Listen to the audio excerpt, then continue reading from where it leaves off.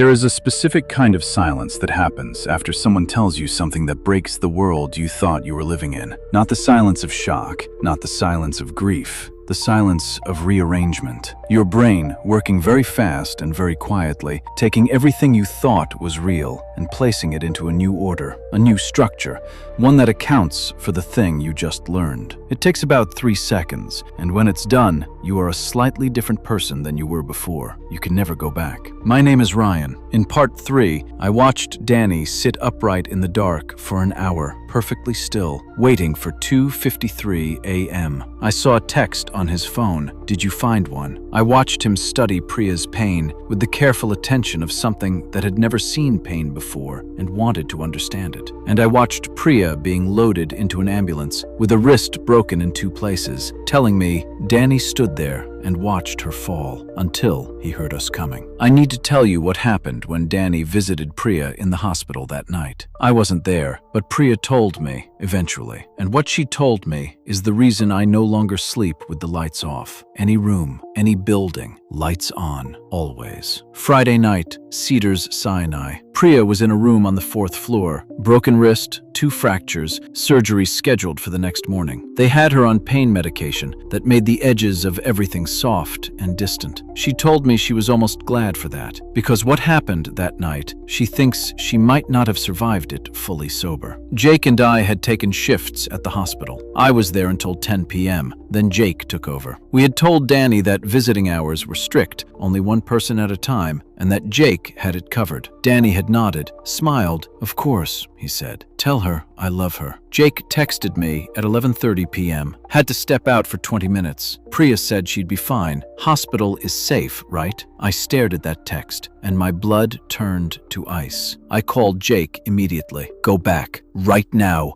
Go back. Ryan, it's a hospital. There are nurses everywhere. Jake, go back to her room. Right now. He went back. Priya was alone. The room was empty. Jake texted me. She's fine. I'm here. Overreacted. But when I talked to Priya 2 days later, when she was home and the medication had worn off, and she could look me in the eyes and speak clearly, she told me what actually happened in that room. She had been lying in the dark, half asleep, the pain medication pulling her down into a heavy, foggy, almost sleep. The room was quiet. The hospital sounds, distant PA system, rolling carts, muffled conversations, all very far away. She said she became aware, slowly, that she was not alone. The way you become aware of things when you're almost asleep, not through your eyes or your ears, but through something older, something in the base of your skull that has been keeping humans alive for 100,000 years. Someone was in the room. She opened her eyes.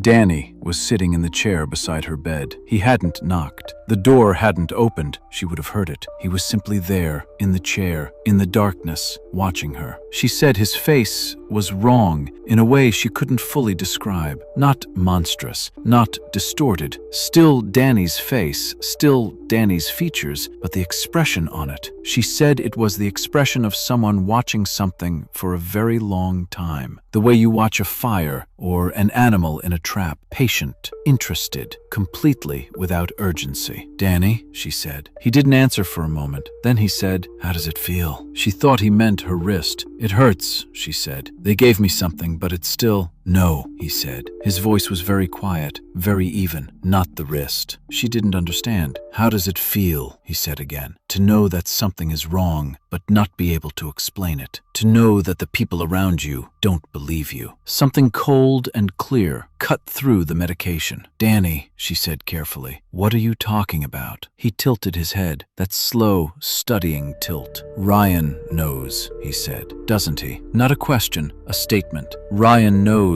something is wrong with me. Priya didn't move, didn't reach for the call button. Every instinct in her body told her that sudden movements were a bad idea. What's wrong with you? She asked, her voice completely steady. She told me later she had no idea how she kept her voice that steady. Danny looked at her for a very long time, and then he said something that that she has made me promise. She has genuinely made me promise not to repeat in full, because she believes that saying it, giving it language, giving it air, makes it more real. I'll tell you what I can. He told her that Danny, the Danny she knew, the Danny she loved, was still there, but he was very far down and getting farther. And then he leaned close to her, close enough that she could smell him, close enough that she could see his eyes in the darkness of that room. And he said, "Don't tell Ryan what I just told you. If you tell Ryan, I will make sure he finds out what loneliness really feels like." The door opened. A nurse came in to check vitals. Danny was gone. The chair was empty. The nurse asked Priya if she was all right,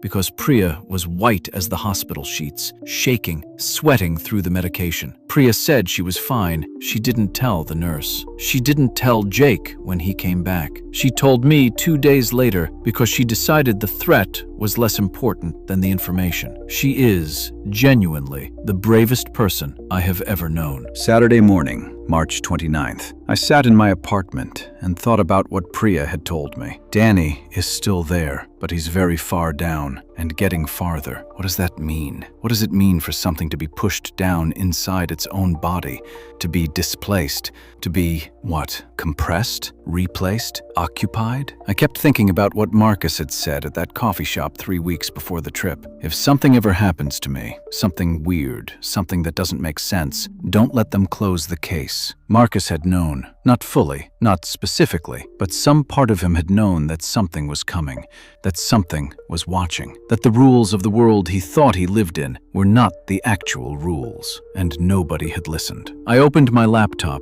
and I started researching. I don't want to get too specific about what I searched, partly because some of it I still don't fully understand, and partly because I don't want to send anyone down the same rabbit hole I went down, because there are things at the bottom of that hole that don't leave you the same. But I'll tell you the broad shape of what I found. There are accounts, old accounts, indigenous accounts, historical records buried in colonial archives and ethnographic studies from the 1800s and early 1900s that describe an entity associated with the San Gabriel Mountains, the range that contains the Angeles National Forest. The accounts describe something that moves between the human world and something else, something adjacent, something that exists in the same space but at a different frequency, like a radio signal occupying the same band.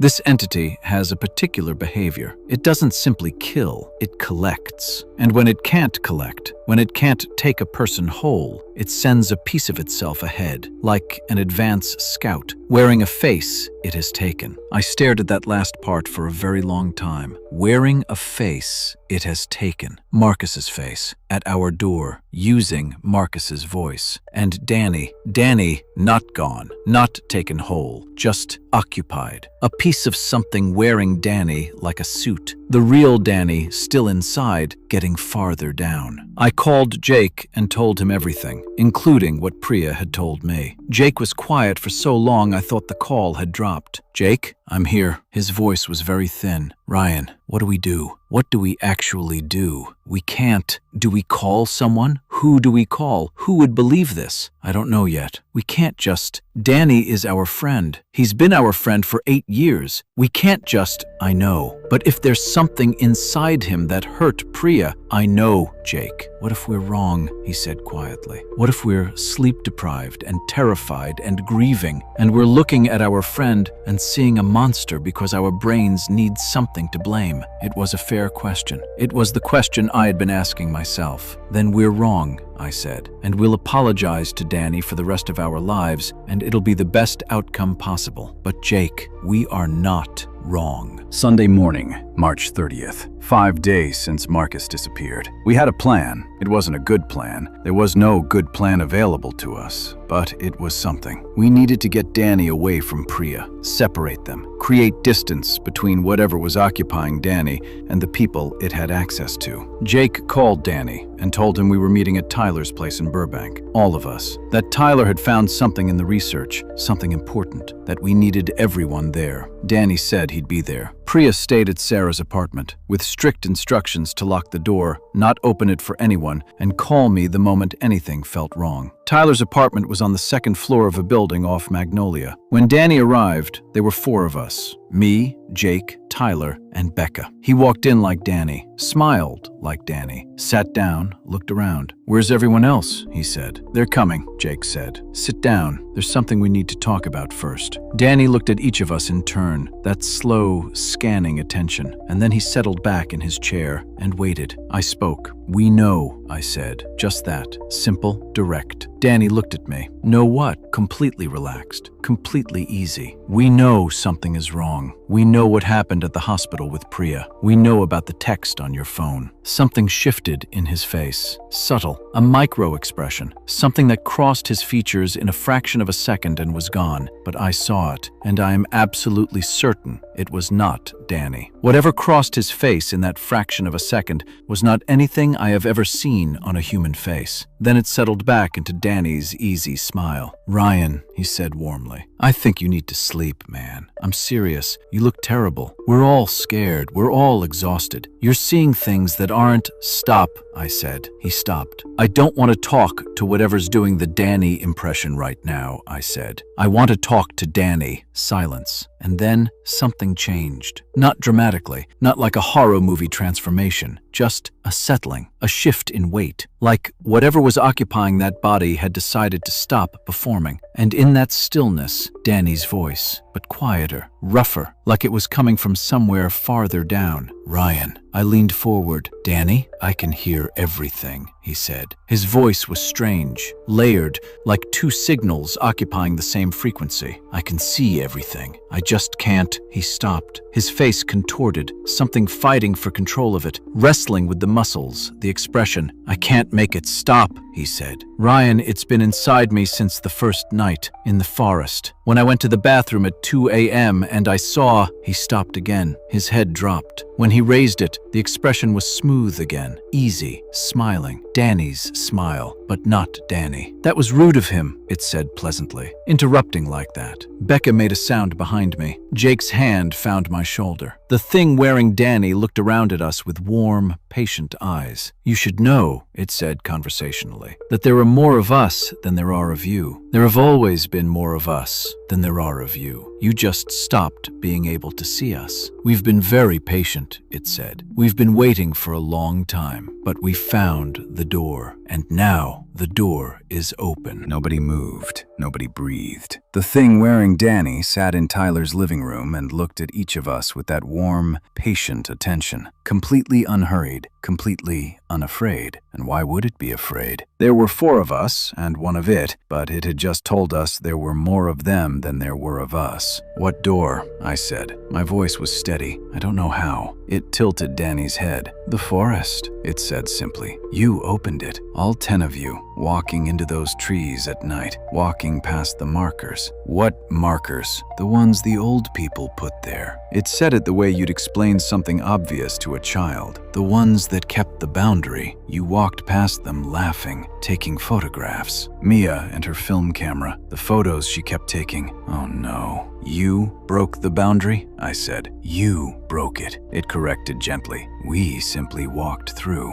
"What do you want?" Jake said. His voice cracked on the last word. The thing wearing Danny looked at him for a moment, then it smiled. "The same thing we have always wanted," it said, "to not be alone." It stood up, and I want to describe this carefully because it's important. It stood up the way Danny would stand up. Same movement, same posture, same height and weight and physical presence. But the way it moved toward the door, something was wrong with how it moved. Not dramatically wrong, not inhuman, just wrong in the way that the uncanny valley is wrong. That fraction of a degree off that makes your brain scream even when your eyes can't identify exactly why. It walked to the door, put its hand on the handle, turned back to look at us. "You should call the others," it said pleasantly. Tell them to come here. It would be easier if you were all together. For what? I said. It smiled Danny's smile one final time. We found the door, it said, but we still need someone to hold it open. It left. We sat in Tyler's apartment for a very long time without speaking. Then Tyler said quietly, "What does that mean?